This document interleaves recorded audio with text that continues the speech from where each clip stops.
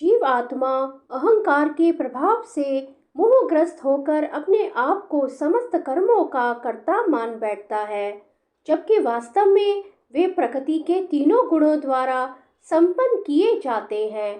दो व्यक्ति जिनमें से एक कृष्ण भावना भावित है और दूसरा भौतिक चेतना वाला है, समान स्तर पर कार्य करते हुए समान पद पर प्रतीत हो सकते हैं, किंतु उनके पदों में आकाश पाताल का अंतर रहता है।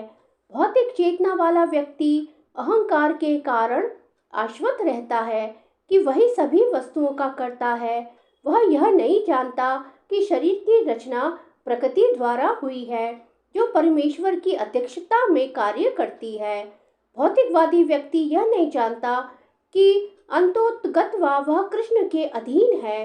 अहंकारवश ऐसा व्यक्ति हर कार्य को स्वतंत्र रूप से करने का श्रेय लेना चाहता है, और यही है उसके अज्ञान का लक्षण। उसे यह ज्ञात नहीं कि उसके इस स्थूल तथा सूक्ष्म शरीर की रचना प्रकृति द्वारा भगवान की अध्यक्षता में की गई है, अतः उसके सारे शारीरिक तथा मानसिक कार्य कृष्ण भावनामृत में रहकर कृष्ण की सेवा में तत्पर होने चाहिए। अज्ञानी व्यक्ति यह भूल जाता है कि भगवान ऋषिकेश कहलाते हैं, अर्थात वे शरीर की इंद्रियों के स्वामी हैं।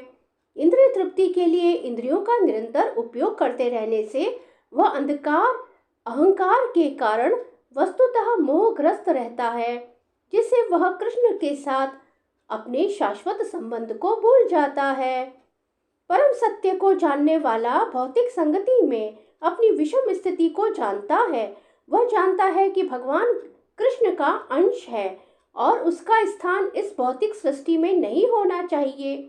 वह अपने वास्तविक स्वरूप को भगवान के अंश के रूप में जानता है, जो सत्यचित आनंद है, और उसे यह अनुभूति होती रहती है कि मैं किसी कारण से देहात्म बुद्धि में फंस चुका हूँ। अपने अस्तित्व की शुद्ध अवस्था में सारे कार्य भगवान कृष्ण की सेवा में नियोजित करने चाहिए। फलतः वह अपने आप को कृष्ण भावनामृत के कार्यों में लगाता है और भौतिक इंद्रियों के कार्यों के प्रति स्वभावतः अनासक्त हो जाता है, क्योंकि ये परिस्थिति जन्य तथा अस्थायी है। वह जानता है कि उसके जीवन की भौतिक दशा भगवान के नियंत्रण में है। फलतः वह सभी प्रकार के भौतिक बंधनों से विचलित नहीं होता, क्योंकि वह उन्हें भगवत कृपा मानता है। श्रीमद् भागवत के अनुसार जो व्यक्ति परम सत्य को ब्रह्म, परमात्मा तथा श्री भगवान इन तीन विभिन्न रूपों में जानता है, वह तत्वविद कहलाता है, क्योंकि वह परमेश्वर के साथ अपने वास्तविक संबंध को भी जानता है। अज्ञानी मनुष्य स्थूल भौतिक चेतना से और भौतिक उपाधियों से पूर्ण रहते हैं। यह शरीर प्रकृति की देन है, और जो व्यक्ति शारीरिक चेतना में अत्यधिक आसक्त होता है, वह मंद अर्थात आलसी कहा जाता है। अज्ञानी मनुष्य शरीर को आत्मस्वरूप मानते हैं। वे अन्यों के साथ शारीरिक संबंध को बंधुत्व मानते हैं। जिस देश में यह शरीर प्राप्त हुआ है उसे वे पूज्य मानते हैं, और वे धार्मिक अनुष्ठानों की औपचारिकताओं को ही अपना लक्ष्य मानते हैं। ऐसे भौतिकाग्रस्त उपाधिधारी पुरुषों के कुछ प्रकार के कार्यों में सामाजिक सेवा, राष्ट्रीयता तथा परोपकार है। ऐसी उपाधियों के चक्कर में वे सदैव भौतिक क्षेत्र में व्यस्त रहते हैं।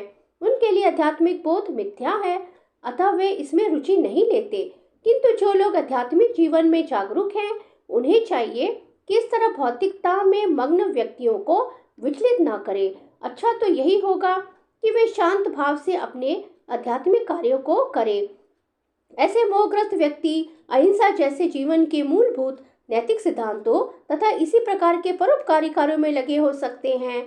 जो लोग अज्ञानी हैं, वे कृष्ण भावनामृत के कार्यों को समझ नहीं पाते, अतः भगवान कृष्ण हमें उपदेश देते हैं कि ऐसे लोगों को विचलित न किया जाए और व्यर्थ ही मूल्यवान समय नष्ट न किया जाए। किंतु भगवत भक्त भगवान से भी अधिक दयालु होते हैं, क्योंकि वे भगवान के अभिप्राय को समझते हैं।